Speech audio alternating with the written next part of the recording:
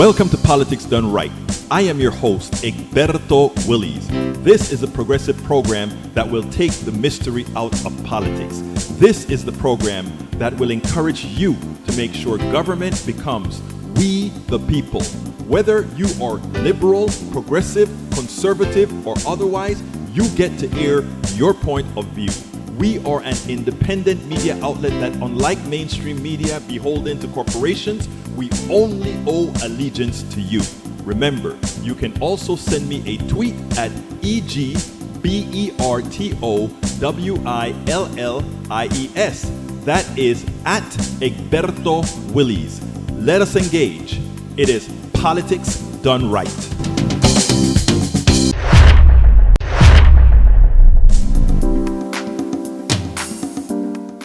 Well, folks, welcome to one more edition of Politics Done Right. I'm Egberto Willies, your host. Thank you so kindly for being a part of the show. We are going to have a great show for you today. We're a little bit kind of vassal because there's a particular video that I have been trying to get ready for you to show you how, well, actually, it was to refute something that we spoke about yesterday.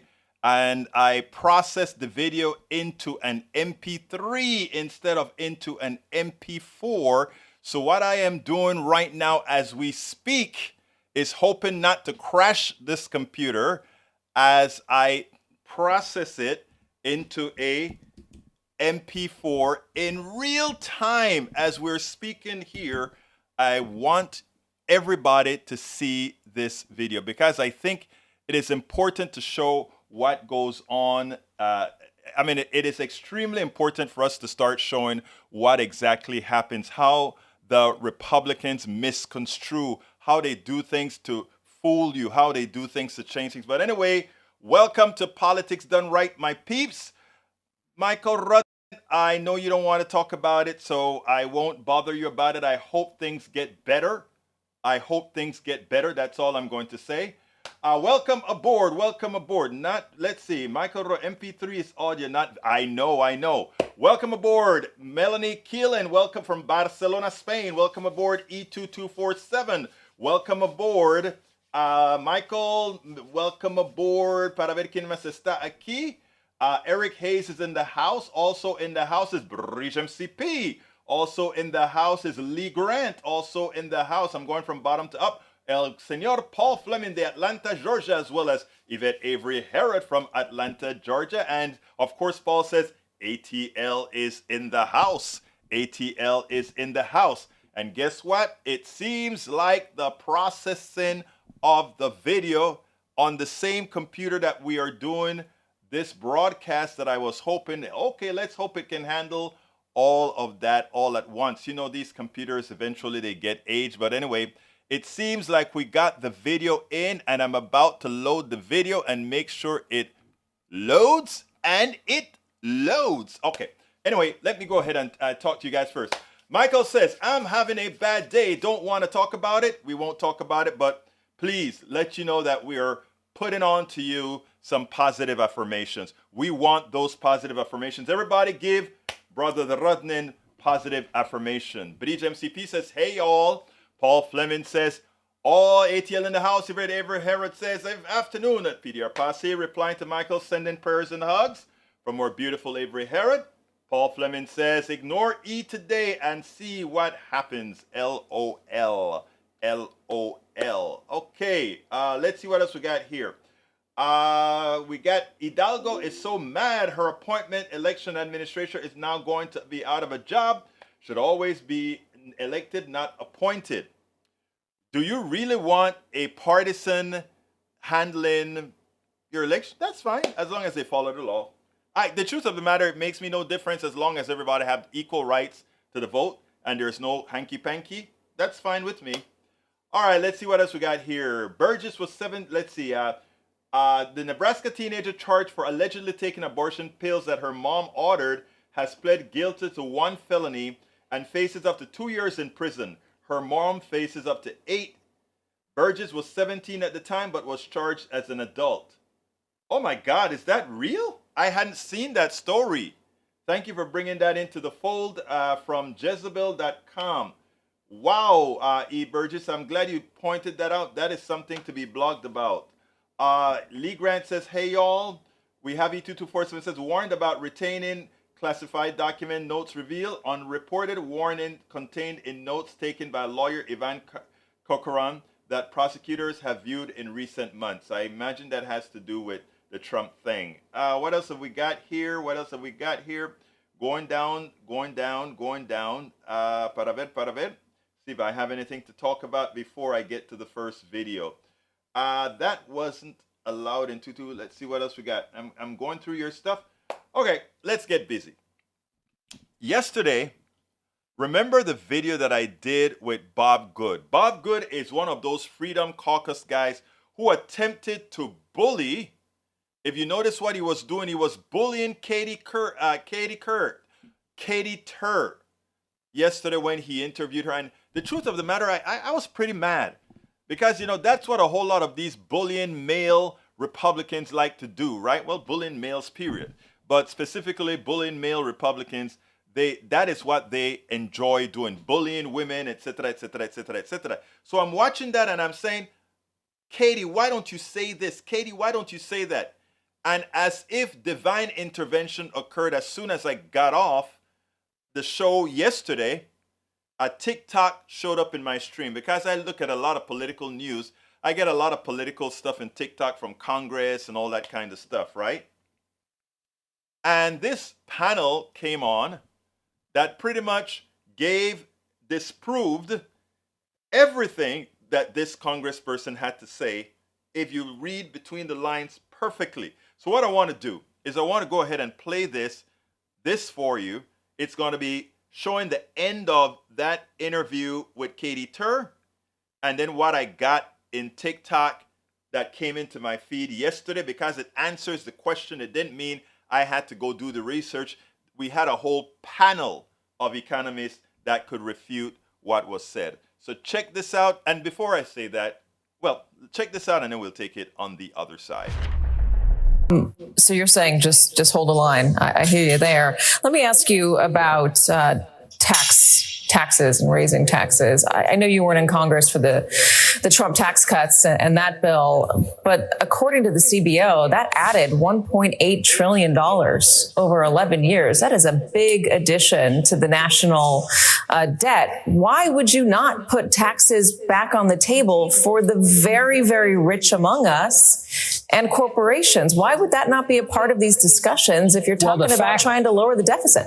The fact of the matter is we don't have a revenue problem, and because the Trump Tax Cuts and Jobs Act, which I was not here before, as you said, I didn't vote for that, but I would have voted for it, and that's why we have a record $400 billion in revenue coming in. Do you know if we just went back to pre-vote COVID spending across the board, which was about $4.5 trillion for all mandatory and discretionary spending pre-COVID 2019, the $5 trillion a year we're realizing in revenue right now would mean a $500 billion surplus at pre-COVID spending with current revenue levels because of the Trump tax cuts. We don't have a revenue problem. We've got a massive spending problem. And by the way, 80% of Americans in the polls overwhelmingly say they either don't want the debt ceiling raised, that's about 20%, or 60% say, so combined 80% together, 60% say they only want it raised with cuts and reforms in place to put us on a path to fiscal responsibility. Let me ask you, the Biden-Schumer position is only supported by 20% of Americans. Let me ask a question in here. I know you said that you would have voted for the Trump tax cuts. Would you vote to extend the Trump tax cuts? Oh, absolutely, because again, that is incentivizing. That's incentivizing the right things. The CBO says, that is key. That is key. $3.5 trillion to the deficit. We cannot sustain the 1 to 2% anemic Biden growth. We got to get back to 3 to 4%, the Trump growth patterns that was fueling our economy previously. So it's growth as well as cuts that'll get us on a path to fiscal stability. Let me ask you a question about the deficit, though. If you are going to vote to extend those tax cuts, that's a $3.5 trillion add to the deficit per the CBO. That is a big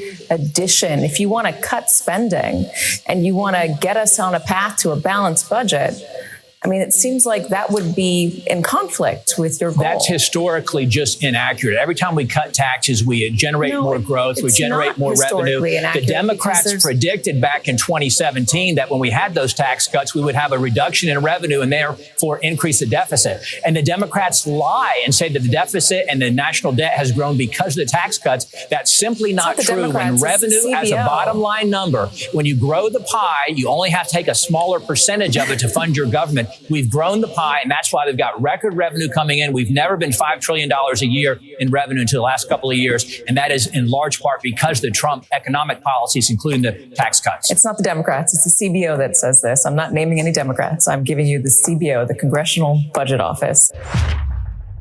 Now, it's important that we call these crooks out immediately. Notice what he said. Oh, you cut taxes and the economy gets better and it pays for itself. This has been refuted, but they keep saying it over and over again and people believe it. Let's listen to the facts from a committee that I think it's Van Hollen had in Congress. Check this out. We'll take it on the other side. The Trump tax cuts did not pay for themselves. In other words, they didn't raise more revenue over time than they gave up. If we could just start with you, Mr. Koch. Yes, Senator, you are correct. Federal revenues are lower than they would have been if not for the Trump tax cuts. The Trump tax cuts did not pay for themselves. I provide documentation in my statement. I agree they did not pay for themselves and they did not trickle down to employee earnings. I prefer to think of the tax cuts as a one-time cost. I don't think they're an ongoing contributor to the deficit. Well, I'm looking at something, Mr. Michel, that when you put together when you're at the Heritage Foundation, and you've got 12 myths, and one of the myths, and I'm quoting, is that the tax cut pays for itself, the Trump tax cut. Are you changing your mind today about that conclusion? No, I'm not. Okay. So just to be clear, the Trump tax cut did not pay for itself, correct? Not within the 10-year budget window, no. Well, let's look at the next budget window. I'm looking at your report here, too. It doesn't pay for itself in the next 20, and next 10 doesn't. The cost was largely a one-time cost. The economy was projected to grow. I'm just looking at your own report here, right? It didn't pay for itself in the second. I'm agreeing with you. Okay. And Mr. Hodge, did the Trump tax cuts pay for themselves? The Tax Foundation modeled every iteration of what became the Tax Cuts and Jobs Act from the beginning to the end. And at no time did our model ever predict that it would pay for itself. And our model is perhaps the most sophisticated model in Washington, and it does not estimate that virtually any tax cut will pay for itself. And that's a kind of a myth. We spend a lot of, so it is important for us to get the facts. And then I'm going to go into a little bit of macroeconomics here, okay? And because I want folks to understand what happens. And first of all, I want you to note that the guy who was trying to hedge his answer, when he's doing the math, by the way, he worked then when he came out with the report, he worked then for the Heritage Foundation. The Heritage Foundation is a conservative think tank that gives you plausible data on the conservative aisle that borders on reality, but mostly on fallacy. Okay, that's who the Heritage Foundation is. You read a Heritage Foundation paper, they know what they want the results to be, and they try to cater the data to the result that they want. But the reason you have these think tanks is so that politicians can get documents and say, look, the Heritage Foundations said that this is occurring. I notice how the guy from the Heritage Foundation wanted to spin it. All the reputable economists and professors and doctors, they come out and they say one thing. They come out and they say that the Trump tax cuts or any tax cuts do not pay for themselves. And we'll go into some macroeconomics in a little bit. But it does not pay for itself. Punto y final. They go to the Heritage Foundation economist who also wrote in his paper that one of the 10 biggest myths in our system is that the Trump tax cuts paid for themselves. He is writing for the Heritage Foundation and he's truthfully doing the math. And he tells the Heritage Foundation, well, look, buddies, The myth is that the Trump tax cut pays for itself. It does not. It does not pay for itself. Now, when brought into the open, in other words, not an internal document within the Heritage Foundation, now he's in front of Congress and he's under oath. What is he going to say now? What is he going to say? So they say, okay, Mr. Economist from the Heritage Foundation, please tell me, do you still agree with what you wrote, that the Trump tax cut paying for itself was a myth? He said, yes, the Trump tax cut does not pay. First, he wants to say, I look at the Trump tax cut as a one-time cost. Let me tell you what he wanted to imply there. He wanted to say, no, it doesn't pay for itself. But the way I want you to envision the Trump tax cut is that we just cut taxes and that's it. Punto y final. It's a cost of doing, it's a cost. He wants to expense that tax cut as a one-time cost. But you cannot expense the tax cut as a one-time cost because those taxes would have had to be paid year after year after year. So it's not a one-time cut. That's a lie. When you cut taxes for a period of time. So it's not a one-time cost. It's every year that you're not paying that tax that you otherwise would have paid. Okay, so now we're there. We know that he's trying to cover, he's a conservative, so he's trying to make something look plausible, like they lie all the times with plausibility. So now he says, but, and then the guy, the congressman asked him again, the senator asked him again, are you sticking with what you wrote or not? Yes, I am. And then he changes. He says, so it did not pay for itself for the 10-year period that we were covering. So what he wants to imply there is he doesn't want to just say, no, it doesn't pay for itself. So he just says for the 10 years, it doesn't pay for itself. But you know what? He extended it past 10 years in his report. So the senator again comes back and say, wait. We're not going to let you get away with that answer. Let's go. It doesn't pay for itself in the second period either, right? And he says, no, what I'm telling you is, I'm agreeing with you. I'm agreeing with you. In other words, again, tax cuts do not pay for themselves. The Laffer curve is just what we say it is, a Laffer. Okay? The Laffer curve is nothing but a Laffer. And let's go ahead and throw this on the screen as I'm speaking because I have a lot more to say on this, but Bridge wants me to get this one on the screen, so there it is on the screen. I want you guys to know the person who came up with this talking point for Republicans is his name is Arthur Laffer. Look up the Laffer curve, Laffer. The idea being that there's a sweet spot that if you keep cutting taxes, the amount of economic activity you will get will pay for the taxes. And there's some point of intersectionality where that number occurs. It's false. It's just something he drew up on the back of his paper with no data at all. No data. Let's get busy about it now. I want folks to understand this. Supply side economics, which just says we give taxes to the masters. We give taxes to the people on the top. And by giving taxes to the people on the top, what then occurs is they decide to invest that into the economy and create factories and create economic activity and employ people. And that's why we should have supply side economics. Because those gods out there, the corporate executives, as they're paying more taxes, guess what? They will invest that money and create in a more robust economy. Bull. If you want, first of all, that's not democracy. What that is saying we take your money, give it to these wealthy people, and they decide what you are going to want. They decide that, well, maybe I'll build a car factory and then start selling cars and let you buy the cars that I decided you needed to build or to buy.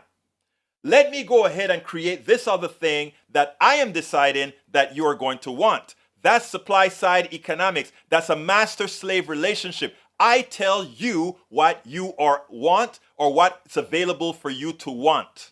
That's what I do. Let's talk about the democracy in economics now. And I'm starting a new series on TikTok called Freedom. Okay? So here's the deal now. Aquí es la cosa. Mira lo que voy a decir ahora. Listen to what I'm going to say now. If, however, you give tax cuts to the masses, right? Instead of giving that $1.5 trillion to those executives who generally have stolen your money legally anyway, to have had that money to give, instead, if you give that money to the average American citizen, guess what they have? Money in their pockets. And money is the democratizer. What is money going to do? They are going to decide if they want apples or cherries. They're going to decide if they want a Ford or a Toyota. They're going to decide if they want bread or donuts. They're going to decide all these things. And based on what they democratically choose, the demand that they create would decide to the people who are in the business class that are going to build factories, etc., what it is that people want. It's called a democratized economy. People don't get it. We buy the crap from the Heritage Foundation. We buy the crap that Republicans sell you about. Let's ask how it's going to affect business. You know, I was on a panel one time, and this panel had a very left-wing person. That was me. It had a middle-of-the-road Democrat. That was another woman. It then had a moderate, which was another woman. And then it had a conservative businessman. Okay?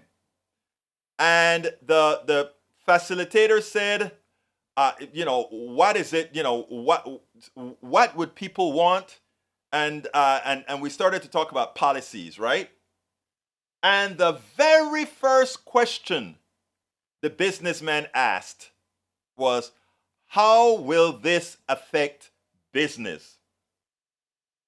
You know? And I jumped in right away. I said, if you take a look at all the problems we have today, it's because that is the question we ask. How does it affect business? If we ever started asking the question, how does it affect humanity? How does it affect our citizens? How does it affect people? And then make business adapt to the things that make people happy. Guess what? Society would be much better and business would be much better. But business would be more equitable. Why? Because in the process of doing all of this, it means that we will have to make choices that would be less individual and will allow businesses to reap a lesser profit, because the profits they make now anyway is unearned. It's on your back. So we have to develop a new paradigm in our thought process that is hard to put out there, since day in and day out we're populated from all of these statements that people make on national cable news and national broadcast news, on all these things that work the way they don't. I wish we would take it more seriously. I wish we would learn a little bit more about macroeconomics, because all the economics that we stand by completely debunks everything that conservatives speak to you about economics. Absolutely everything they speak about economics is wrong. It's just a form of theft going up. And by the way, I blame the neoliberal Democrats as well, not just Republicans. Neoliberal Democrats fall into the same trap as well. How does it affect business? When they make comments like, we can't afford health care for all. Really? Even though it costs more, it costs less. And why does it cost less? Because you're taking the profit away from people who are just profiting off of your illness and giving you nothing in return. All those CEOs that make billions on top of our health insurance, they don't contribute anything. They don't contribute absolutely anything that makes you healthier. If we reserve the profits for only those people that make you healthier, that informs you, that keeps you knowledgeable on how to be healthy, then there's a lot of profit that's being earned that is undeserved. And that is where the efficiency of policies like Medicare for All come in. But you know, when you suffer from Stockholm syndrome, where you adapt the policy of the person who is holding you hostage, it's hard to break.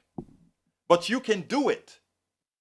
All of you here can break the Stockholm syndrome. Not of everybody. You will always have those who cannot believe how wrong they were, so they build a cocoon around themselves to just disassociate themselves from the real reality. But you will have influence in a substantial portion of your sphere of influence. We got to remember that. We got to remember that. Okay, let me go ahead and go to the chat now to see what my peeps are saying. All right, let's see. Para ver, ¿dónde está mi gente? Lee Grant, it looks like I'm going to start with you, Brother Grant. Let's see.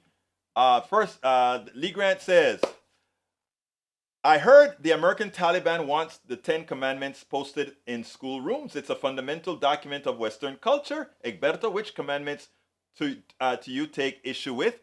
I have no problems with the 10 Commandments. I grew up a Christian. I'm not a Christian anymore. I'm a humanist, but I love the 10 Commandments, to tell you the truth. To put it bluntly, I live more by the 10 Commandments than Donald Trump. I live more by the 10 Commandments than most Republicans do, because I honor and I take care of people. I feed people. I make sure that I don't down people as our Republican brothers and sister politicians do. So no, the truth of the matter is progressives in the aggregate, the things that they support, I mean, they have their flaws as well, because in as much as they preach things like anti-racism and all of that, many of them still are. I'm going to see that again when I go to Netroots, and I'm going to have to bring it up to them again, and I'm going to and this is quite the whole society, because all of us are reflective of where society currently is. Some of us feel guilty about our feelings. When in my very old days of being a homophobe, of being a sexist, I repented and did what was right to better myself. Well, a lot more of us need to do a lot of more bettering of ourselves. Okay? So to call the 10 Commandments Western culture almost tells you don't understand where the 10 Commandments came from, which is Israel, right? Not Israel, which is the Middle East, right? And there's nothing Western culture about the Middle East now. So let's get this right.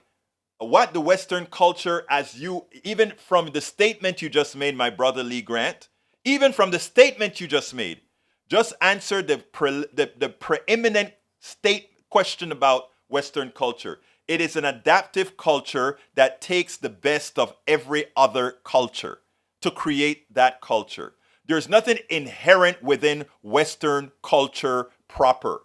Not democracy isn't, and all these other things aren't. It is an adaptation of many instantiation of other cultures. So whenever I hear people talk about the West, we are built upon the Western culture. No, you're built upon world culture. Let's get that right. You're built upon world culture. And because remember, where all these different cultures around the world, in the primitive times, in the 1600s, the 1500s, they were nothing but warriors and killers of each other. Whether it be Europe, whether it be Africa, whether it be Asia, wherever it was. Whether it was the Incas, the Mayas, the Aztecas, all of that is true. So get off your horse, my brothers and sisters, who just think Western culture is the great thing. Learn your history. All right, let's continue. Michael Rudden says Republicans' primary objective is to lower taxes for the filthy rich and their mega corporations to increase the wealth gap is what they want. All this culture war nonsense is a cover as distraction for their regressive economic policy. I'm going to filter one of the callers that I had today, because I proved that, right? When I was able to speak to this guy to his heart. I mean, even when he got off the phone, he wanted to say, well, we'll have to agree to disagree on certain things. But when we went point for point, he pretty much realized his humanity. And he pretty much agreed with what I was saying. And I'm going to cut that section out of this morning's interview, because most people are good people. Even the ones that you see try to make it seem like we progressives are crazy and they want to do XYZ. They are using externalities that screws their humanity. And that is why we are here to just open that door. Not to slam stuff, but open that door for change. All right, let's see what else we got here. Let's see. I'm going down. I'm going to try to read something else. Mike Cisak is in the house. He says, Maywood, what are you talking about? For over a century, tax cuts have led to economic boom along with the higher taxes revenue. Again, we have the numbers to prove that is bunk, okay? The good thing about it is saying something doesn't make it so. And we have the actual models that can calculate what caused the economic activity of any good thing. But just simple macroeconomics techniques tells you something. If you put money into the hands of people who are going to spend it, that's what they do. They spend it. And economic activity isn't how much fixed money there is in any said economy. It is how many times that money passes through the hands of others. Okay, that is economic activity. So therefore, if I give a tax cut of $100 billion to the guys at the top, they take that money and they decide what to do with it. They may invest some in Europe, they may invest some on Cayman Island, they may invest some to build a factory, but they are deciding what to do with the country's money, not the democracy at all. And then they decide what they're going to produce. It's called supply side economics, voodoo economics, or Reaganomics. Now, if that tax cut instead went to the masses, if you said we are leaving all of the high-moneyed people out of this tax cut because already they've made enough money on our backs. All the profits that they've made was on our backs. They don't have the intellect or anything other than to know the capitalist system and how it works. But as far as the intellect to create something, they create nothing. They don't create products. They don't create. Look, I love Bill Gates. I love Warren Buffett. I love these guys because they're wealthy and they're giving their money away. But they don't have the right. They don't have the right. Because they have the money, they can decide how this money or what things are supposed to be done with it. I don't agree with that. I believe in democracy. That's not democracy. We are lucky that Buffett and Gates are fairly nice guys. But all the money that Buffett earned wasn't because Buffett is a stock investor. Okay? Buffett is simply playing the strings of other people's work. All the profits Buffett's made was made on somebody else's work. Figuring out this company may do good, that company may do good, that company may not. And for that, he makes billions. But the people who are actually doing the work, the people who are actually producing, the people whose intellect are being used, again, we have learned to accept a system that rewards the most to those who do the least. And then we also try, like with Stockholm syndromes, we then try to defend those people. Come on, man. We have to be more intelligent than that. We have to have a more equitable system. So going back to the fact, if we give the money instead to the people who will spend it, macroeconomics would tell you they will spend it. And when they spend it with the bread maker will buy more flour. When the bread maker buys more flour, he has to go ahead and go to more money to the farmer. When the farmer gets more money, he knows that he has to buy more grain. When he goes to the company to buy grain to plant, even that corporation does better. But they don't want to teach you that because there is an incentive to keep people poor. They will always be willing to work for cheap. if everybody knew all of this, if everybody knew their inherent value, their intrinsic value, the people who make money off of money but does no work or do no work, then that couldn't exist. The profits will be way down, as it should be. As it should be. All right, Paul Flamin says, a person as a person that's come close to death several times, if I say what my mind I saw, I wouldn't expect many people to believe me. So I don't believe I could ever get everyone too close to believing. Egberto, how am I dealing? Let's see what's that for. Oh, I hear you, Vrij. I already have that on the screen. I somehow passed that. Okay, let's continue. Let's see what else we have on the screen before I move on. Let's see. Lee Bree says, Lee, they can surely have them and many good, but not in schools. Yeah. And again, the Ten Commandments do not belong in schools, because you have Muslims, you have atheists, you have agnostics, you also have Buddhists. You have a lot of people that have different things. Let me tell you where I stand on this particular issue. This is where I actually stand. You can only put up the Ten Commandments if you can put up the laws that any other religions want to put up there. So if we're going to make it, I don't want to ban it. I'm saying, okay, if it's legal for a school to put these 10 commandments up, allow folks to put statements from the Quran in, allow people to put states from whatever the Buddha book is, allow people to, the Torah, of course, is the Old Testament and a little bit more, allow people to put all those things in. Then I don't have a problem with it.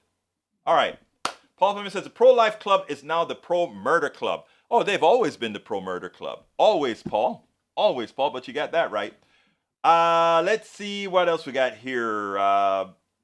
Mike Cisak, don't confuse all income taxes with federal income taxes. Your talking point needs a substantial corrector. Center for American Progress. Low-income Americans face higher payroll taxes than rich Americans. Americans with less than five-figure incomes pay an effective tax rate of 14.1%, while those making seven figures pay 1.9%. And actually, if you go higher, it is inconsequential, under 1%, brother Rudnin, because when you make $1 billion, the max rate for Social Security goes away. The truth of the matter is we don't have a Social Security problem if everybody paid the same percentage. In fact, if all income, meaning capital gains and wage income, was taxed, if all of it was taxed, and each one of them had to pay Social Security tax on the totality of the income, we could reduce it from 14% all the way down, because there's a lot more money to be had. But they don't want to tell you that. They want to keep you fooled. They really want to keep you fooled. And again, like I said, the neoliberal Democrats are part of the force as well when it comes to these kind of policies, because they could be articulating this to all our base, but they don't want to, because again, the idea is if people realize that the entire economic system is a fraud, what happens then? Those people that have been benefiting from the fraud from the inception of this country, they won't like it. All right. Let's see what else I have that needs to be read. Para ver, ¿qué más tengo aquí? We have, Bri says, Egberto, the Bible is just a moral story for us. Yeah, exactly. That's it. And that's why I said, I live for all practical purposes by the 10 Commandments. It's amazing, I find, that the people that least live by the 10 Commandments are those who practice or who are trying to tell everybody to do so. And in fact, before I continue reading, why not let me play this last video? So let's go ahead and do that, and then I'll be right back. When we talk about the Republican Party becoming the American Taliban, some people think we're exaggerating, right?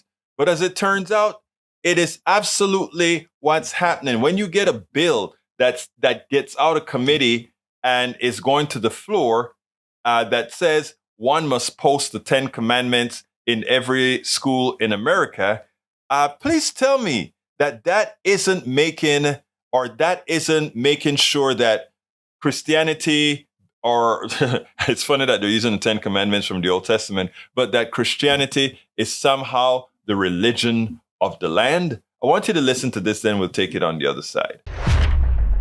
I say this to you as a fellow Christian. Representative Noble, I know you're a devout Christian, and so am I. This bill, to me, is not only unconstitutional, it's not only un-American, I think it is also deeply un-Christian. That was Texas State Representative James Tallarico earlier this month as a committee was taking up a bill that would require public school classrooms to display the 10 Commandments. Representative Tallarico's arguments did not win over the majority of his Republican-led committee, and the bill was later voted out of that committee and into the full state house. And that is where it sits tonight.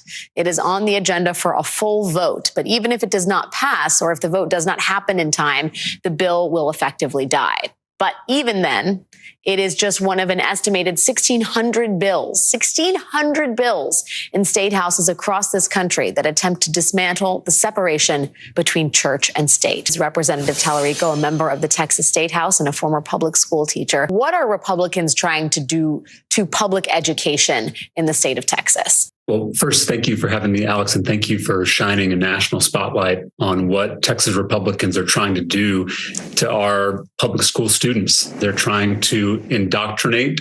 They're trying to impose their version of Christianity on 5.5 million Texas public school students. And it should be offensive to all of us, those of us who love the Constitution, those of us who love democracy, and particularly those of us who are Christians. You know, I'm the grandson of a Baptist preacher from South Texas. I attend the same church where I was baptized when I was 4 years old.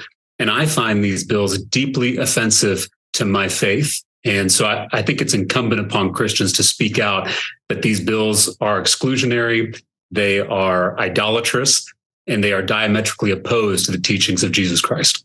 Yeah, I mean, and this is coming on the eve of the Uvalde school shooting anniversary, which is tomorrow. A lot of parents would like to see legislative action on schools as it pertains to gun safety reform. But instead, Republicans are focused on dismantling the separation between church and state. I mean, I think to anybody who was alive in the 20th century, it is shocking that that is not only being talked about, but being acted on. Can you talk a little bit more about that opinion that this is a Christian nation that needs to return to its Christian roots and how that's been embraced by the right as their sort of new raison d'etre? You know, I completely agree that my colleagues who confess to be Christians should return to their Christian roots. And we are called as believers to see Christ in all things. That means we are called to see Christ in the students of color who thrive with diversity, equity, and inclusion at Texas universities. We are called to see Christ in the voters in Harris County who are trying to access their God-given rights at the ballot box. And we are called to see Christ in those 19 babies and those 2 teachers who were massacred in a classroom at Robb Elementary in Uvalde, Texas. The fact that we have not lifted a finger to prevent a tragedy like that from happening again should be offensive to everyone watching across the state of Texas. We desperately need people in public office who will fight for the students of this state and who will truly live out the values of their faith. This is pretty sad. This is, in fact, the beginnings of the American Taliban. Unless we vote these folks out of office the next time, they will keep taking a bigger and bigger bite to either enforce that we follow their ideology, their twisted ideology, or just go ahead and take it by force.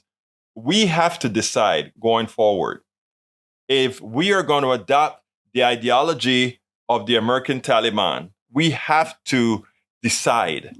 We must decide if we are going to live in real freedom or we are going to continue the gullibility we've had to create, to make a particular group, a minority, a group that occurs a minority in the American political system, but are willing to use all the structures within our political system to force whatever they want to force upon us.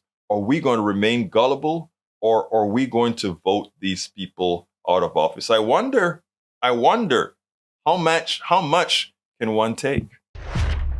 Exactly. Bridge MCP, that's a good chart that you have on us. You know, Republicans like to give the idea that somehow we are paying so much in taxes, and it turns out that in the OECD, All the other countries minus Korea, Chile, and Mexico pays more in taxes than we do.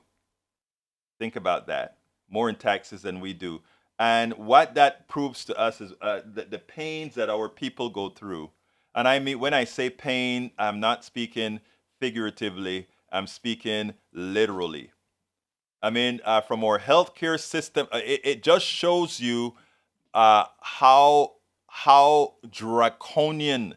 You know, I was watching a TikTok from a young woman from Uganda, and she said, until America learned that its individualism is one of its biggest flaws. I repeat, as America learns that its individualism is one of its biggest flaws, we won't be going anywhere as a unified society. And she's absolutely right. We teach individualism not because that's what people want. We teach individualism is that if you are an individual, you can't fight the corporate structure on top. You can't fight the plutocracy as an individual.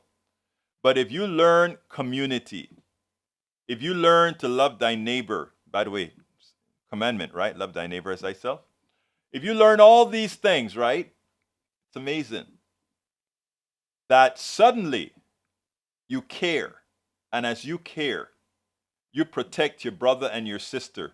And these discussions about cutting taxes and taking Similac out of the mouths of babies and making sure that just a few, your money goes right up the ladder to the few, the people who least earned it. Suddenly, you won't allow that to happen. Suddenly, you'll start listening to those people who are trying to make lives better for you. It's that simple. But, you know, it'll take some time for us to get through. But we will. Egberto Willis, the Bible is just a moral story for us. Bible is equal to basic instruction before leaving Earth. It's amazing you said that, before leaving Earth. That is funny, Breach. That is funny.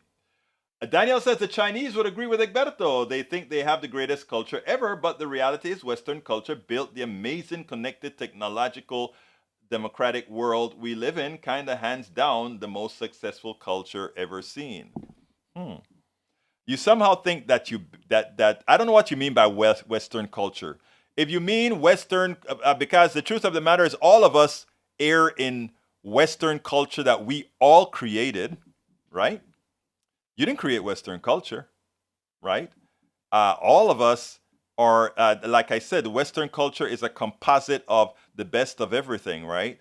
That's why in America you can come and you can have all these different kinds of foods, and you can have all these different kinds of economies of within the system. That didn't come from like, I think what happens a lot of times is people use mask words. I want you to define what you think Western culture means, because I know deep in your mind what you may think, but I won't assume. I'd rather you articulate it. So I'm going to leave that up to you whether you want to articulate it or not. Let's see. Carl Cox says, wrong again, Hayes. Let's see. I don't think the schools had enough walls to put up all the different religious beliefs. There you go. And that's why you just keep it out, right? Continuing. Let's see what else we got here. Send some prayers and a Bible. That will help, huh? I don't think it has so far, Bridge. I don't think it has so far. Right on, Egberto, says Carl Cox. Let's see what else we got. Egberto, actually wrong. This country is forced to pay and come to the rescue of other countries all the time. Look at NATO. Americans lead with their purse and give freely via the government. You see how gullible that we are? Somehow you think that we are giving money to Ukraine, right? We are, in a kind of way. But the real money that we are given is going to our defense industrial complex that is ripping us off as they want us to give money to Ukraine. They want us to do that because every tank that gets blown up in Ukraine, every tank, we replace it with our tax dollars, and the wealthy folks who build it in BlackRock's companies and Lockheed and all these other companies, they make money. We're not giving any damn money to Ukraine. We're giving it to our defense industrial complex. The war is just a means for us to make money. That is how, what is the word I like to see? How uninformed we are. Okay?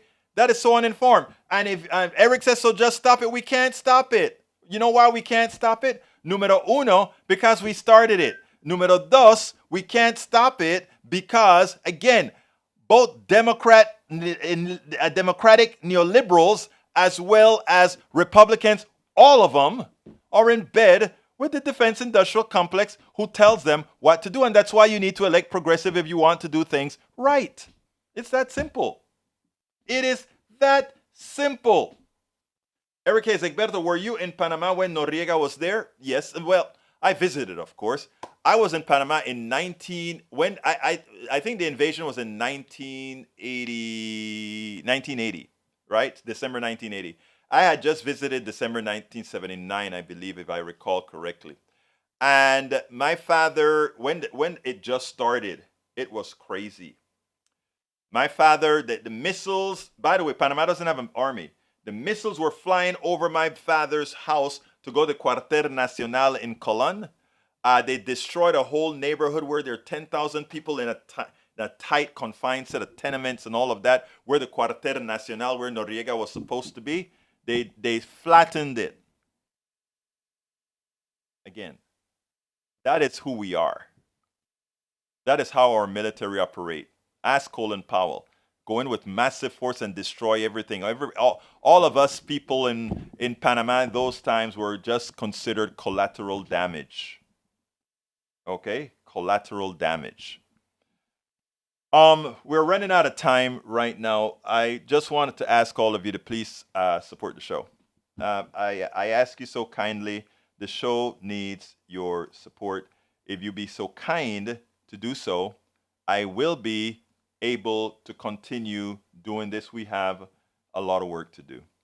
So I ask you, those of you who have the wherewithal, if you go, I'm going to give you just 2 links today. The first one is how you can support the show. You know, the standard support for the show can be found in politicsdoneright.com/support. politicsdoneright.com/support. And that's in the feed right now. But I'm heading to Chicago to the biggest, the largest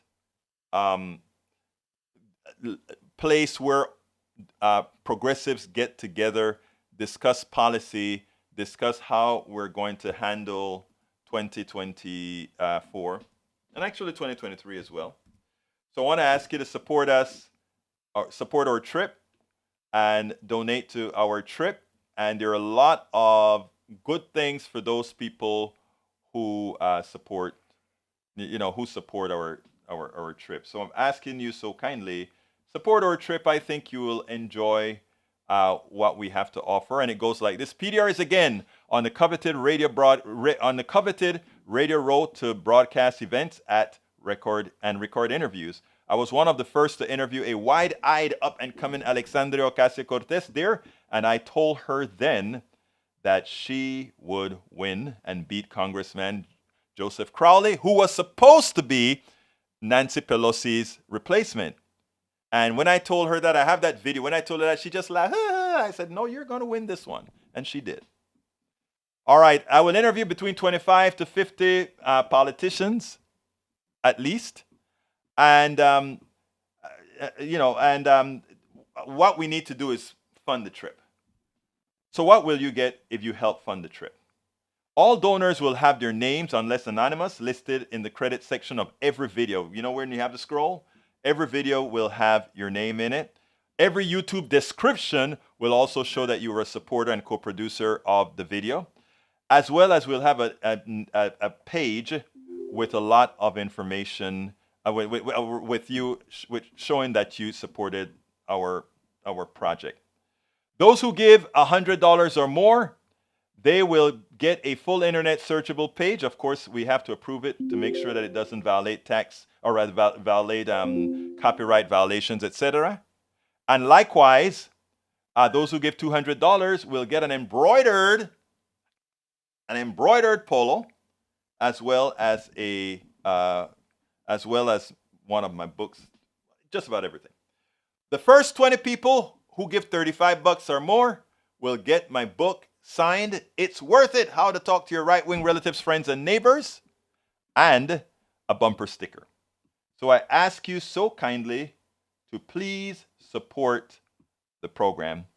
Either go to politicsdoneright.com/support or go to the link that I have in there to go to our benefit for the trip to Netroots Nation in Chicago. I got to get out of here. My name is Egberto Willies. This is Politics Done Right. And you guys know how I end this baby. I am what? Out!